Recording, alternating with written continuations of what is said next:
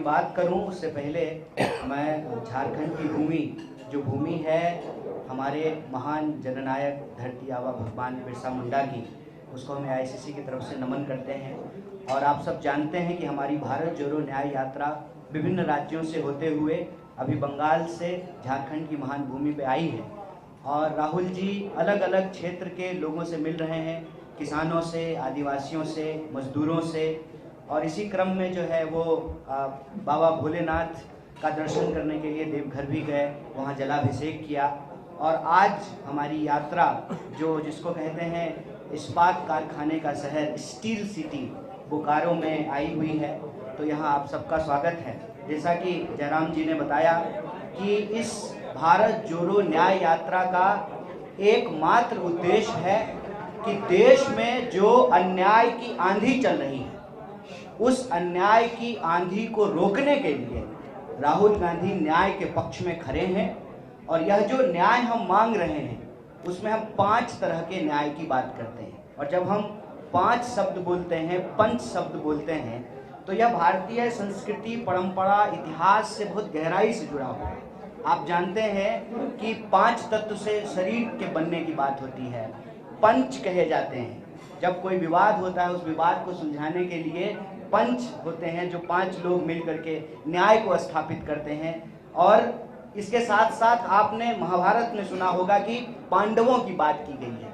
तो 5 शब्द जो है उसको हमारी संस्कृति और इतिहास में बहुत महत्वपूर्ण माना जाता है। और हमारी पार्टी का और हमारे नेता राहुल जी का यह मानना है कि जब तक भारत में 5 तरह के न्याय की पुनर्स्थापना नहीं होगी, वो न्याय है युवा न्याय, हिस्सेदारी न्याय, नारी न्याय, किसान न्याय और मजदूरों का न्याय, श्रमिकों का न्याय, तब तक जो है इस देश को शक्ति नहीं मिलेगी। और देश कहने का मतलब इस देश में रहने वाले 140 करोड़ लोग। देश का मतलब सिर्फ ये नहीं है कि प्रधानमंत्री के 2-3 दोस्त। और जयराम जी ने कहा कि आज की यह जो भारत जोड़ो न्याय यात्रा है, यह एक वैचारिक यात्रा है और इसमें 2 तरह के विचार का जो है संघर्ष चल रहा है। एक तरफ वो लोग हैं जो बेच रहे हैं और दूसरी तरफ हम लोग हैं जो बचाने की कोशिश कर रहे हैं। क्या बचाना चाहते हैं? बचाना चाहते हैं कि इस देश के लिए कांग्रेस पार्टी ने पब्लिक सेक्टर बनाया और अपने दोस्त के लिए उस पब्लिक सेक्टर को प्रधानमंत्री मोदी जी फ्रेंड सेक्टर में बदल रहे हैं। वो पब्लिक सेक्टर को फ्रेंड सेक्टर बना रहे हैं। फ्रेंड सेक्टर कैसे बना रहे हैं? तो जो एयरपोर्ट देश की जनता का है, देश का है, उसको औने पौने दाम में, मतलब कौड़ियों के भाव में वो अपने दोस्त को दे रहे हैं। और ये रिश्ता क्या है? सिंपल रिश्ता है कि हम तुमको देश की संपत्ति देंगे। उसको हम इस तरह से कहते हैं कि तुम मुझे चंदा दो, मैं तुम्हें धंधा दूंगा। मतलब चुनाव लड़ने के लिए, विधायक खरीदने के लिए, ये सवाल आप पूछेंगे, विधायक खरीदने के लिए हम आपको जो है धन देंगे और आप जब चुनाव जीत जाएंगे तो आप हमको जो है इस देश की संपत्ति दीजिएगा। यही रिश्ता है, एक हाथ ले दूसरा हाथ दे। सवाल यही है ना कि लोकतंत्र को कौन बेच रहा है। और लोकतंत्र को जब बेचा जा रहा है तो लोग जो हैं, लोग कहने का मतलब 140 करोड़ लोग, उनको इस बात पर ध्यान ना जाए, उनका ध्यान इस तरफ ना जाए कि रेलवे उनकी है, एयरपोर्ट उनका है, बोकारो स्टील प्लांट उनका है, तमाम पब्लिक सेक्टर उनका है, उस तरफ उनका ध्यान ना जाए। इसलिए यह जरूरी है कि लोगों को आपस में लड़ाया जाए। ये बहुत पुरानी तकनीक है, ये लोग जो है ब्रिटिशर्स से सीखे हैं। फूट डालो, राज करो, इंसान को आपस में लड़ाओ, डिवाइड डाइवर्ट करो और इस देश की संपत्ति को अपने दोस्त की तिजोरियों में पहुंचाओ। अब आप झारखंड में भी देख लीजिए कि, और सिर्फ झारखंड की बात नहीं है, आप किसी भी स्टेट में चले जाइए, बीजेपी का एकमात्र काम है कैसे एक ही समाज को आपस में लड़ा दिया जाए, कैसे जो है उनके बीच में अंतर्विरोध पैदा कर दिया जाए। और झारखंड के लोग जब आपस में लड़ने लगेंगे तो झारखंड का खान, खदान, फैक्ट्री, खेत, एयरपोर्ट, रेलवे सब अपने दोस्त को बेच दिया जाए। ये मॉडल हम लोगों को समझना पड़ेगा और इस मॉडल के चलते लगातार अन्याय हो रहे हैं। अगर आप किसान की बात करेंगे, किसान आत्महत्या कर रहे हैं। एक साल में 12,000 से ज्यादा किसान आत्महत्या कर रहे हैं, नौजवान आत्महत्या कर रहे हैं। आए दिन महिलाओं के ऊपर अत्याचार हो रहा है, श्रमिकों के साथ अत्याचार हो रहा है। आप बताइए, आप सब लोग यहाँ बैठे हुए हैं, सरकार ने कानून बनाया, जब कांग्रेस की सरकार थी तो सरकार ने कानून बनाया कि 8 घंटा का काम करना पड़ेगा। 24 घंटा होता है, 8 घंटा काम का, 8 घंटा आराम का और 8 घंटा किसी चीज के सृजन करने का, सोचने का। मजदूर को भी हक है कि वो भी जो है टीवी देखे, समाचार सुने, कविता लिखे, कुछ बनाए, कुछ पढ़े, कुछ गढ़े। ये जो 8-8 घंटे का नियम बनाया था, कहीं ये नियम अब लागू हो रहा है? आप सब लोग मीडिया सेक्टर में ही हैं, बता दीजिए 8 घंटा काम करते हैं कि 8 घंटा से ज्यादा काम करते हैं? लेकिन आपको मजबूरी में काम क्यों करना पड़ता है? क्योंकि कानून को कमजोर किया जा रहा है। कानून को किस लिए कमजोर किया जा रहा है? मालिकों के पक्ष में। और मालिकों के पक्ष में क्यों कमजोर किया जाता है? क्योंकि मालिक चंदा दे रहे हैं सरकार को।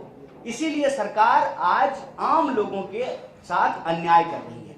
इसीलिए भारत जोड़ो न्याय यात्रा भारत जोड़ो यात्रा का ही एक्सटेंशन है। भारत जोड़ो यात्रा में राहुल जी बार बार बोले कि हम नफरत के बाजार में मोहब्बत की दुकान खोलने चले, और जब वो लोगों से मिले तो ऐसा महसूस हुआ कि हर वर्ग के साथ अन्याय हो रहा है, हर वर्ग के साथ, चाहे वो युवा हो, किसान हो, मजदूर हो, महिला हो, सबके साथ अन्याय हो रहा है। और इस अन्याय के खिलाफ न्याय की स्थापना बहुत जरूरी है, और इस न्याय के लिए ही भारत जोड़ो न्याय यात्रा चली है। और इसमें हम आपके सामने कह रहे हैं कि हम जिस भी राज्य में जा रहे हैं, उस राज्य के लोगों के जो मुद्दे हैं, उन मुद्दों को हम उठा रहे हैं। आपने देखा होगा कि झारखंड में भी पेशा कानून की बात की गई, सरना कोड बिल की बात की गई, और यहाँ के पब्लिक सेक्टर को जिस तरीके से बेचा जा रहा है उसको बचाने की बात की गई। यहाँ के किसानों की, आदिवासियों की, मजदूरों की, गरीबों की, और यहाँ के जो नौजवान हैं, महिलाएं हैं, उनके जो सवाल हैं उसको हम लोग भारत जोड़ो न्याय यात्रा के माध्यम से उठा रहे हैं। और हमारा यह मानना है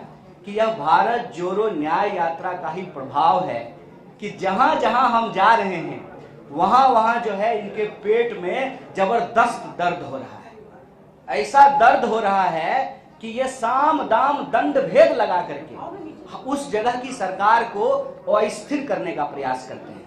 यहाँ की सरकार को भी अस्थिर करने का प्रयास किया। लेकिन मैं आप सबको एक बात कह देना चाहता हूं कि चाहे ये जितनी भी ताकत लगा लें, भारत जोड़ो न्याय यात्रा न्याय की पुनर्स्थापना किए बिना रुकने वाली नहीं है। अलग अलग तरीके से इसके ऊपर हमला करते हैं, पोस्टर फाड़ते हैं, जो भी ये कर लें, जो भी ये कर लें, भारत जोड़ो न्याय यात्रा नहीं रुकने वाली है। और हमारा कमिटमेंट यही है कि इस देश में रहने वाले जो 140 करोड़ लोग हैं उनको न्याय स्थापित करके रहेंगे, और हमारे देश के संविधान ने जो हमको अधिकार दिया है उस अधिकारों को हम बचा करके रहेंगे। आप सब लोग हमारी बात को ध्यानपूर्वक सुने। आपका बहुत बहुत धन्यवाद, और आपके जो भी प्रश्न होंगे हम उसका यथासंभव जवाब देने का प्रयास करेंगे। शुक्रिया। एक मिनट। कांग्रेस ने आपके अनुसार कांग्रेस ने देश को बहुत कुछ दिया है, पीओसी की स्थापना किया है, लेकिन आज कांग्रेस क्षेत्रीय दलों के विश्लेषकों की भूमिका में झारखंड के गठन के 24 साल होने को है, एक बार कांग्रेस के मुख्यमंत्री नहीं बनेंगे, एक दिन बनेंगे, एक दिन जरूर बनेंगे। अभी 2024 के लोकसभा चुनाव के लिए इंडिया गठबंधन स्थापित किया गया है, जिसमें कुछ ही दिन पहले 28 पार्टियां थी, पर एक पार्टी ने फिर से पलटी मारी और वापस एनडीए में चली गई है। अभी 27 पार्टियां हैं। यहाँ झारखंड के विधानसभा में भी हम मिलीजुली सरकार में हैं, और एक दिन जरूर आएगा जब अपने ही बल और अपने ही शक्ति पर कांग्रेस पार्टी झारखंड में भी खड़ा होगी। एक वीडियो तेजी से वायरल हो रहा है देवघर का, जिसमें राहुल जी जब पूजा करके बाहर निकल रहे हैं तो मोदी जिंदाबाद और राहुल मुर्दाबाद के नारे लगा रहे हैं। आप लोग वहाँ साथ थे, क्या ऐसी कोई घटना हुई? नहीं, इसका जवाब मैं देना चाहता हूँ। देखिए, ये आप सब इस पे विचार कीजिएगा। देवघर में पहले किनको मंदिर नहीं जाने दिया जाता था, जिनको कहा जाता था कि ये अछूत है, उनको मंदिर नहीं जाने दिया जाता। और बिहार, उस वक्त संयुक्त बिहार, पहले मुख्यमंत्री हुए श्री कृष्ण सिंह, अभी पिछले दिनों जो उनकी जयंती थी, वो लाठी खा करके, सर फुड़वा करके जो है मंदिर प्रवेश कराया गया। जो कांग्रेस पार्टी समानता का कानून लेकर के आई कि आप किसी को भी धर्म से अलग नहीं कर सकते, मंदिर जाने से रोक नहीं सकते हैं, उस धर्म की हालत ये लोग क्या करते हैं? एक तरफ नौटंकी करते हैं मंदिर में आने का निमंत्रण देने का, और दूसरी तरफ जब कोई भक्त अपने भगवान के पास जा रहा है तो याद रखिएगा, भक्त के पास जब भक्त भगवान के पास जाता है तो वो निमंत्रण से नहीं जाता है। हमारी मान्यता ये है कि वो भगवान के बुलावे से जाता है। लोग हमारे यहाँ से जब जल उठाते हैं वहां से सुल्तानगंज से, तो क्या कहते हैं, भोला बाबा बुलाए हैं, आप जाते नहीं हैं, आपको बुलाते हैं। तो जब उनका बुलावा है तो वो जाएंगे। ये मंदिर में नारा लगना चाहिए भगवान भोलेनाथ का, हर हर महादेव का। वहां नारा क्या लग रहा था, मोदी जी का। मतलब मोदी जी भगवान हो गए हैं। मोदी जी किसके भगवान हो गए हैं, और मोदी जी को कौन भगवान बना रहा है, और किस लिए बना रहा है? मोदी जी को भगवान इसलिए बनाया जा रहा है ना, ताकि इंसान के सवाल गायब कर दिए जाएं राजनीति से। इंसान का सवाल क्या है? देवघर का सवाल क्या होता है? देवघर का सवाल ये होता है ना कि देवघर में एम्स बनाएंगे, देवघर में विश्वविद्यालय बनाएंगे, देवघर में जो है सड़कों का चौड़ीकरण करेंगे, देवघर में नया स्टेडियम बनाएंगे, देवघर में रोजगार देंगे, देवघर में जो है महिलाओं के ऊपर अत्याचार नहीं होगा, देवघर में जो है सभी समाज के लोग, चाहे वो आदिवासी हो गैर आदिवासी हो, आपस में मिल करके शांतिपूर्वक रह सकें। ये सवाल है ना। कौन गुमराह कर रहा है इस मुद्दे को? याद रखिएगा, इस देश में राम के नाम पर, राम जी आराध्य हैं, पूज्य हैं, राम जी के नाम पर नाथू राम वाली नफरत की राजनीति स्थापित की जा रही है। और एक बात जान लीजिए, लंपट लोग से घबराते नहीं हैं। जो ये किए हैं पीछे से, उनको हिम्मत है तो सामने से आए ना, और सामने से आएंगे ना तो हम मोहब्बत लेकर के चल रहे हैं। जो नफरत लेके आएंगे ना, उनको भी हम गले लगाएंगे, क्योंकि हमारा काम लोगों को लड़ाना नहीं है, लोगों को बांटना नहीं है। हमारा काम दिल से दिल को जुदा करना नहीं है, हमारा काम दिल से दिल को मिलाना है। हम जो भारत जोड़ो न्याय यात्रा लेके चले हैं, याद रखिएगा, हम कहते हैं श्रमिक न्याय। वो श्रमिक जो भाजपा को वोट दे रहे हैं ना, हम उनके लिए भी न्याय चाहते हैं। वो किसान जो भाजपा को वोट दे रहे हैं, हम उनके लिए न्याय चाहते हैं। वो महिलाएं जो भाजपा को भी वोट दे रही हैं, हम उनके लिए भी न्याय चाहते हैं। और वो जवान जो भाजपा को वोट दिए लेकिन अग्निवीर के नाम पर जो उनके साथ छलावा किया गया, हम उनके लिए भी न्याय चाहते हैं। और इस बात को याद रखिएगा कि कैसी व्यवस्था बनाई जा रही है। बोकारो में आज ये सबसे बड़ा सवाल है ठेके वाली नौकरी का। तो मैं आपसे पूछना चाहता हूं, गृह मंत्री का बेटा बनेगा बीसीसीआई का सेक्रेटरी, और देश के आम लोगों के बच्चों को मिलेगी 4 साल की ठेके वाली नौकरी। यही सच है ना। इस सच को हम लोगों को समझना पड़ेगा। और जहां तक ईश्वर का बात है, धर्म का बात है, हम सर्वधर्म संभाव में भरोसा रखने वाले लोग हैं। यही कांग्रेस की विचार है और यही देश का विचार है। एक मिनट, इसे आता हूँ। एक सवाल आपसे और एक सवाल जयराम जी से। पहला आपसे सवाल है कि अब तो भोलेनाथ का पूजा हो गया, राम मंदिर आप पूरा ये टीम कब जाएगी? एक आपसे, और देखिए हम आते हैं मिथिला से, उनका भी जोड़ देते हैं। हम पहले जवाब इसका दे देते हैं। जब हम जाएंगे आपको पहले बताएंगे। एक जवाब, किसी की निमंत्रण पर नहीं जाएंगे, जब हमें जाना है हम जाएंगे।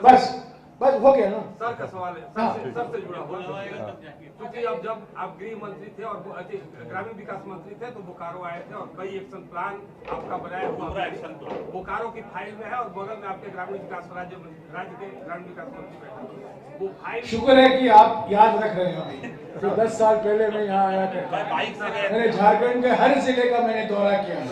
एक्शन प्लान पर कब तक काम होगा, और पलामू का वो एक्शन प्लान कब तक वो फाइल पड़ी रहेगी राज्य के? देखिए, वो जो प्लान बनाया गया था वो केंद्रीय ग्रामीण विकास मंत्री होते हुए मैंने बनाया था। केंद्रीय सरकार की भूमिका थी। 2014 से आप ये सवाल पूछ सकते हैं, जो सारे योजनाएं बनाए गए थे, सारंडा एक्शन प्लान बनाया गया था, आपको याद होगा। सारंडा एक्शन प्लान का क्या हुआ? पोरेहाट के लिए एक एक्शन प्लान बनाया गया था, लातेहार के लिए एक परियोजना बनाई गई थी, अलग अलग जिलों के लिए हमने एक परियोजना बनाई थी। उसका क्या हुआ? 10 साल से क्या हुआ? कितने बार प्रधानमंत्री आए हैं बताइए? कितने बार प्रधानमंत्री आए हैं? कितने बार ग्रामीण विकास मंत्री आए हैं हर जिले का दौरा करने के लिए? कौन है ग्रामीण विकास मंत्री? आप बता सकते हैं? नहीं, अभी कौन है? अभी तो देखिए नाम नहीं पता, अभी नाम ही नहीं पता। सब मोदी आपके पड़ोसी राज्य के मंत्री है वो, सब मोदी जी। हाँ जी। कन्हैया जी, एक सवाल है। आप श्री कृष्ण बाबू का नाम लिए और बोले कि उनको मंदिरों में प्रवेश कराया गया। क्या श्री कृष्ण सिंह को भारत रत्न दिया जाना चाहिए, क्योंकि आडवाणी को भी दे दिया गया? आडवाणी जी को भारत रत्न दे दिया गया है, उसके बारे में जो कुछ कहना है मैंने कल कह दिया है। नहीं, इससे सवाल है। ठीक है, चलिए अगली चलिए, ये डाइवर्ट करने की कोशिश मत कीजिएगा प्लीज। ममता बनर्जी का एक बयान आया है। हाँ, कई बयान आते हैं। आज का बयान क्या है? बयान आया है कि कांग्रेस पार्टी सभी को साथ में लेकर नहीं चल रही है, अगर नहीं चलेगी तो 40 सीट भी नहीं आएगी। ये बिल्कुल गलत है। हम सबको साथ लेकर चल रहे हैं।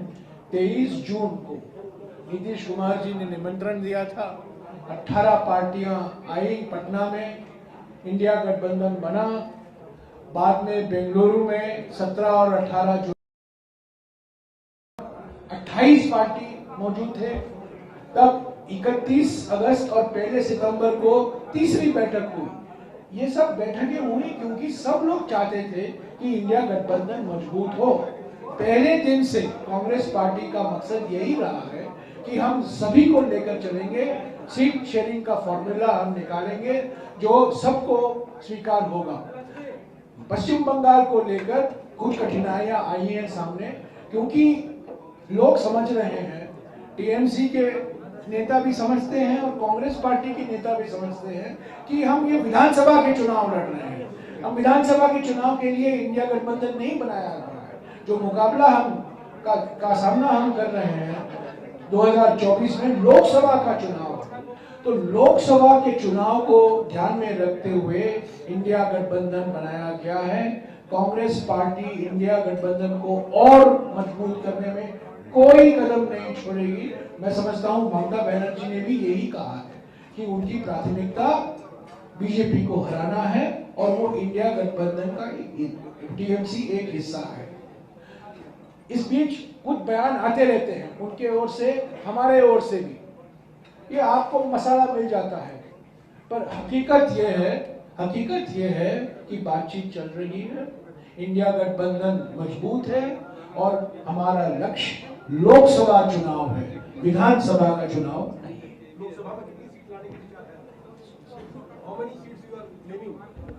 बातचीत चल रही है, रनिंग कमेंट्री में नहीं दूंगा।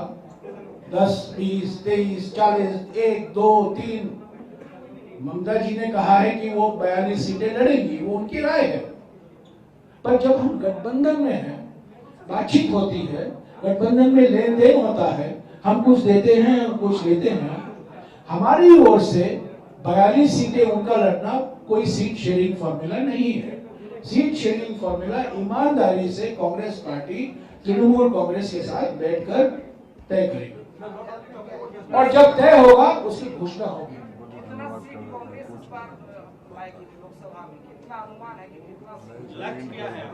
मैं कोई ज्योतिष नहीं हूं, मैं कहूंगा कि इतना सीट कांग्रेस पार्टी जीतेगी। पर मैं एक चीज आपको याद दिलाऊंगा, आप लोग, मैं जानता नहीं हूं कि नहीं, आप एक बहुत मशहूर हिंदी फिल्म हुआ करता था 1950 के दशक में, 20 साल बाद, आपको याद है? 20 साल बाद उसके गाने आज भी मशहूर हैं। 2003 में दिसंबर के महीने में कांग्रेस पार्टी का मनोबल बहुत गिर गया था। हम छत्तीसगढ़ हारे, राजस्थान हारे, मध्य प्रदेश हारे। अखबारों ने लिखा कांग्रेस पार्टी गई, और तब इंडिया शाइनिंग था, इंडिया शाइनिंग था और अटल बिहारी वाजपेयी जैसे व्यक्ति प्रधानमंत्री थे। पर 20 साल बाद क्या हुआ? मई 2004 में क्या हुआ? किसकी पार्टी बनी? किस गठबंधन की पार्टी बनी? इंडिया शाइनिंग, इंडिया गोइंग हो गया। तो राजनीति में कुछ भी हो सकता है। हमें बिना डर के, हम बिना मनोबल गिराए हुए हम ये चुनाव में उतरे हैं। ये वैचारिक यात्रा है, चुनावी यात्रा नहीं है। चुनाव के लिए जो हमें तैयारी करनी है वो किया जा रहा है। हम हर सीट पर मजबूती से लड़ेंगे, अपने बल पर लड़ेंगे जहां हम अपने बल पर लड़ रहे हैं, और जहां गठबंधन के रूप के हिस्से में हम लड़ रहे हैं, हम गठबंधन को मजबूत करेंगे। ये मत सोचिए कि नतीजा सुनिश्चित है। 2024 के चुनाव का नतीजा सुनिश्चित नहीं है। ये ढिंढोरा पिटाया जा रहा है कि जीत गए, जीत गए, जीत गए। प्रधानमंत्री खुद कह रहे हैं कि मेरे तीसरे टर्म में यह कहूंगा। पंडित नेहरू ने कभी कहा था कि मैं दूसरे टर्म में यह करूंगा, मैं तीसरे टर्म में यह करूंगा? क्या इंदिरा गांधी जी ने कभी कहा था? क्या नरसिम्हा जी ने कहा था? क्या राजीव गांधी जी ने कहा था? क्या मनमोहन सिंह जी ने कहा था 2009 में कि मेरे सेकेंड टर्म में मैं ये करूंगा? ये अहंकार आचार्य है ना, सभी के आंखों में धूल धार रहे हैं। मेरे तीसरे टर्म में मैं ये करूंगा, वो करूंगा। इनको तीसरा टर्म मिलना कोई सुनिश्चित बात नहीं है। इंडिया गठबंधन है, कांग्रेस पार्टी है, और हम इस चुनावी जो मशीन है और सबको कंट्रोल में रखी गई है, ED, CBI, income tax, media, सभी संस्थाएं, इलेक्शन कमीशन, हमारी पार्टियों को, इंडिया पार्टियों को इलेक्शन कमीशन अपॉइंटमेंट नहीं दे रहा है 6 महीने से। एक संवैधानिक संस्था, हमारा लोकतांत्रिक हक बनता है हम इलेक्शन कमीशन को जाएं और जो ईवीएम के बारे में हमारी जो आशंकाएं हैं उसको अवगत कराएं, एक मेमोरेंडम दें। वो भी नहीं, उसकी अनुमति भी नहीं मिल रही है। मैं 6 महीने से खत लिख रहा हूं, हमें टाइम दीजिए, हमें टाइम दीजिए। और ये स्थिति है हमारी लोकतंत्र की।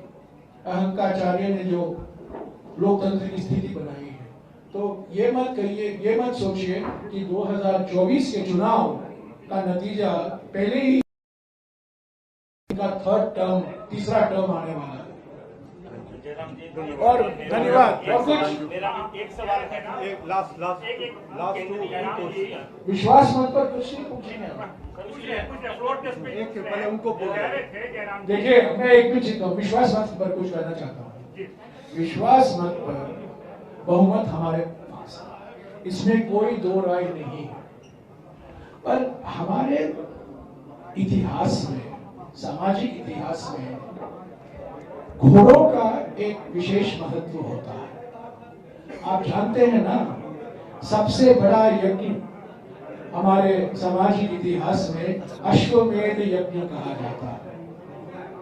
तो ये अश्वमेध यज्ञ करने में बहुत कुशल है हमारे प्रधानमंत्री और गृह मंत्री। महाराष्ट्र में इन्होंने किया, बिहार में किया, अलग अलग राज्यों में यहाँ भी करने की प्रयास कर रहे हैं। पर यहाँ हॉर्स ट्रेडिंग, घोड़ों का व्यापार बिल्कुल विफल होगा। बहुमत मत हम जीतेंगे और जो कार्यकाल बाकी है, 1 साल बाकी है इस गठबंधन सरकार का, वो जरूर हम उसको समाप्त करेंगे। और जब जो विशेष अदालत है उन्होंने हेमंत सोरेन जी को अनुमति दी है कि आप इस वोट में भाग ले सकते हैं, ये दिखाता है कि ईडी का केस कितना मजबूत है। ये तो एक षड्यंत्र है, उत्पीड़न और प्रतिशोध की राजनीति का एक प्रतीक। अभी 1 मिनट हमारे राजेश जी को कहना था। मत ये विश्वास मत पर। Thank you.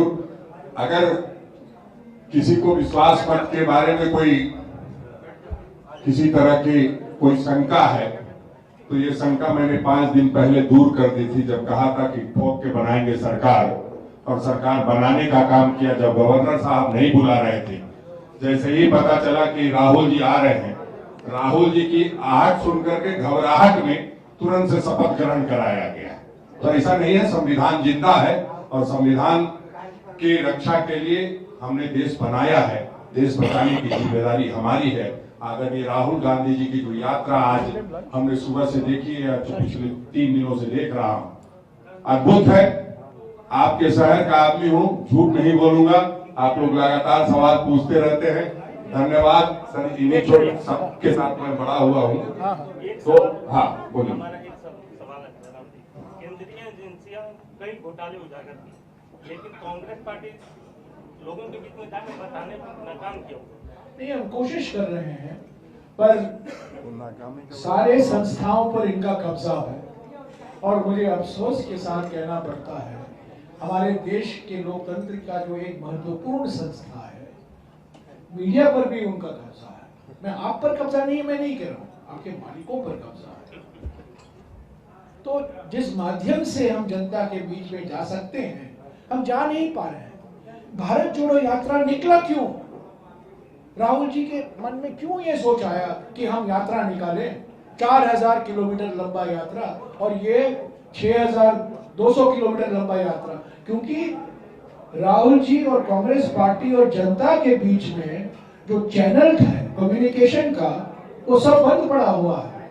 संस्थाएं हमें टाइम नहीं देती हैं, मीडिया जो हम कह रहे हैं उसको प्रोजेक्ट नहीं करते हैं। तो इसीलिए उन्होंने सोचा यात्रा निकाले ताकि हम सीधे संपर्क करें जनता से। यही तो हमारा मकसद है। पर ये जो संस्थाएं का दुरुपयोग हो रहा है, ईडी, सीबीआई और इनकम टैक्स का, ये पहले कभी नहीं हुआ है। और मैं आपको बता दूं, अगर इंडिया गठबंधन की सरकार बनेगी और बनेगी जरूर, पहला काम होगा जो कानून में संशोधन किए गए थे मोदी कार्यकाल में, ताकि इन संस्थाओं को इतना अधिकार दिया जाए लोगों को पीड़ा करने के लिए, वो जरूर हम संशोधन लाएंगे उन कानून में। रवि जी, एक सवाल और। कन्हैया जी एक सवाल है। भाजपा के कई लोग कह रहे हैं कि राहुल गांधी के जो कदम 33 राज्यों में जा रहे हैं, वहाँ पे उनके जो सहयोगी साथी हैं वो यहाँ नहीं ना छूटा, यहाँ तो नहीं हुआ। हाँ, और राहुल की बीजेपी के लिए प्रचार क्या?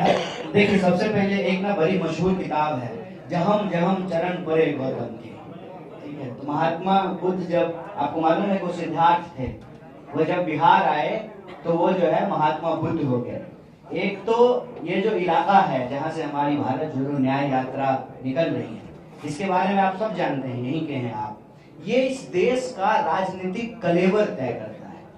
और इसीलिए आप देखिए कि जब आसाम हम पहुंचे सर, तो गुवाहाटी में जिस रास्ते से हमको नहीं जाने दिया गया, राहुल जी को नहीं जाने दिया गया, उस रास्ते से नड्डा जी गुजरे और अभी प्रधानमंत्री जी गुजर रहे हैं। मतलब प्रधानमंत्री के यात्रा में कम लोग जुटेगा, यही ना, तभी तो ट्रैफिक डिस्टर्ब नहीं होगा। क्या तर्क दिया गया कि ट्रैफिक डिस्टर्ब हो जाएगा, लोग जुट जाएंगे तो ट्रैफिक डिस्टर्ब हो जाएगा। मतलब प्रधानमंत्री की यात्रा में लोग नहीं आएंगे, प्रधानमंत्री को कोई देखने नहीं आएगा, ट्रैफिक डिस्टर्ब नहीं होगा, इसलिए उनको जाने दिया जा रहा है, हमको नहीं जाने दिया गया। और मणिपुर में जब यात्रा शुरू हुई तो जहां सबकी रैली होती है वहीं हमारी भी रैली होनी थी, उसका परमिशन कैंसिल कर दिया गया। गुवाहाटी में जो मेन रास्ता है वहां से इंटर नहीं करने दिया गया। जब बंगाल आए, ठीक है, तो खूब हवा दिया गया कि टीएमसी और कांग्रेस की लड़ाई हो गई। अरे ये कौन सी नई बात है? राजनीति में वाद विवाद होते रहता है, लेकिन मीडिया में इसको क्यों इतना हवा दिया जा रहा है? मतलब झारखंड में बोकारो में प्रेस कॉन्फ्रेंस कर रहे हैं, यहाँ भी ममता जी के ऊपर सवाल पूछा जा रहा है। क्यों? जब बिहार पहुंचे तो कहा गया कि देखिए नीतीश जी छोड़ करके चले गए। आप जब झारखंड आए तो यहाँ सरकार गिराने का प्रयास किया गया। क्यों? इस पर सब लोग विचार कीजिएगा। सब लोगों को विचार करने की जरूरत है कि सब कुछ मीडिया, ब्यूरोक्रेसी, तमाम जो है एजेंसियां और व्हाट्सएप यूनिवर्सिटी, पूरा जो है आरएसएस बीजेपी का तंत्र एक व्यक्ति के पीछे क्यों पड़ा हुआ है? हजारों करोड़ रुपया खर्च किया जा रहा है उस आदमी की छवि को टार्निश करने के लिए। क्यों? यह विचार हम सबको करना चाहिए। यह विचार राहुल गांधी को करने की जरूरत नहीं है, यह विचार जो है कांग्रेस पार्टी को करने की जरूरत नहीं है। यह विचार इस देश को 140 करोड़ लोगों को करने की जरूरत है कि आखिर इस इंसान के पीछे सब कुछ क्यों पड़ा हुआ, सब हाथ धो करके उसके पीछे क्यों पड़े हुए, वो कौन सा सवाल उठा रहे हैं जिससे इतनी घबराहट है? आपको पता है, वो समझ गए हैं कि देश को कैसे दोस्त के हाथ में गिरवी रखा जा रहा है। वो समझ गए हैं कि जो आजादी हमने अंग्रेजों से ली, जो देश हमने बनाया, उसको कैसे बेचा जा रहा है। वो समझ गए हैं कि इस देश में बेरोजगारों को न्याय दिए बिना देश को शक्ति नहीं मिलेगी, महिलाओं को न्याय दिए बिना देश को शक्ति नहीं मिलेगी, किसानों को, मजदूरों को न्याय दिए बिना देश को शक्ति नहीं मिलेगी। और धीरे धीरे यह जो तबका है, नौजवानों का, किसानों का, आदिवासियों का, बीड़ी मजदूरों का, कोयला खदान में काम करने वाले मजदूरों का, गिग वर्कर का, ऑटो चलाने वाले कूलियों का, उनका जो स्वागत है वो कांग्रेस पार्टी के द्वारा लाए गए लोग नहीं है।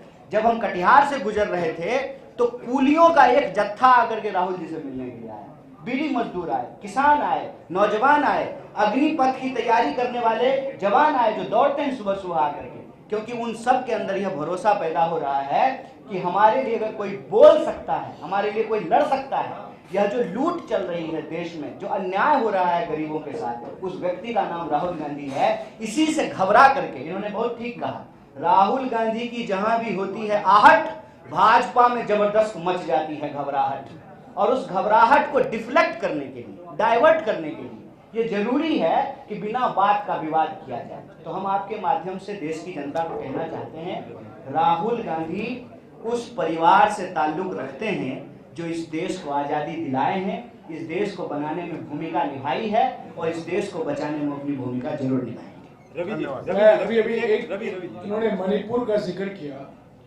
आज ठीक 9 महीने पहले मणिपुर में हिंसा की शुरुआत हुई। आप जानते हैं लाखों लोग विस्थापित हुए, 300 या 400 लोग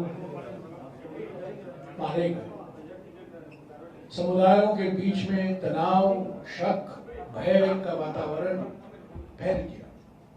9 महीने हो गए, आज ठीक 9 महीने पहले, पर प्रधानमंत्री ने अपनी चुप्पी नहीं तोड़ी है। मणिपुर एक शब्द नहीं कहा। कल शाम को गुवाहाटी गए। गुवाहाटी से इम्फाल 40 मिनट का ट्रेन रास्ता है, 40 मिनट का। मणिपुर नहीं गए। कल मणिपुर के मुख्यमंत्री दिल्ली में थे, गृहमंत्री से मिले, प्रधानमंत्री से नहीं मिले। आज तक प्रधानमंत्री ने मणिपुर के मुख्यमंत्री से बात नहीं की है, फोन पर भी नहीं की। उन्होंने विधायकों से मुलाकात नहीं की है। उनको 2/3 बहुमत है विधानसभा में। बीजेपी के विधायकों से मुलाकात नहीं की है। बीजेपी के 2 सांसद हैं लोकसभा में और एक सांसद मंत्रिमंडल में मंत्री हैं, उनसे मिले नहीं हैं। राज्यसभा में मणिपुर के एक राज्यसभा एमपी हैं, 2 महाराजा के परिवार, पूर्व महाराजा के परिवार से आते हैं, उनसे मुलाकात नहीं की है। ये कैसे प्रधानमंत्री हैं? 9 महीने तक ना मिले हैं किसी से, ना किसी से बात किए हैं, ना मुख्यमंत्री से, ना कोई राजनीतिक दल से, और मणिपुर आज भी चल रहा है। इसीलिए भारत जोड़ो न्याय यात्रा की शुरुआत हमने 14 जनवरी को मणिपुर से ही किया था, क्योंकि राहुल जी चाहते थे कि एक संदेशा जाए कि मणिपुर का दुख, मणिपुर की पीड़ा देश की पीड़ा है, देश का दुख। ये सिर्फ मणिपुरियों तक सीमित नहीं है। पर अजीब प्रधानमंत्री है, 9 महीने तक उन्होंने उचित नहीं समझा कि मणिपुर पर कुछ बोले। 1 घंटे के लिए वो इम्फाल जाए, एक बैठक करें, लोगों के साथ मुलाकात करें और कहें उनको कि आप डरिए मत, मैं हूं ना। सब जी कहते हैं मैं हूं ना। हाँ रवि, अखिलेश यादव ने बोला है भारत जोड़ो यात्रा अखिलेश यादव को लेकर यूपी में जब आएगी उनको जानकारी भी नहीं और उनको इनवाइट भी नहीं किया गया है। मैंने इसका जवाब दे दिया है, पहले ही दे दिया है। अभी जो यूपी का कार्यक्रम है, अभी उसको अंतिम रूप नहीं दिया गया है, बहुत डिटेल है। 11 दिन का प्रोग्राम है। उम्मीद है कि 16 तारीख दोपहर को हम यूपी में प्रवेश होंगे। 1-2 दिन में, कल शाम तक या परसों सुबह तक, जो अंतिम रूप दिया गया है, जो फाइनल प्लान है, वो हम हमारे इंडिया गठबंधन के जो घटक दल हैं उनको दे देंगे, उनके साथ साझा करेंगे। और हमारा ये मानना है कि जो इंडिया गठबंधन के घटक दल हैं यूपी में, अगर वो भारत जोड़ो यात्रा में शामिल हो, हमारे लिए तो खुशी की बात होगी, उसमें कोई दो राय नहीं हो सकती, पर इंडिया गठबंधन को और भी मजबूत करेगा।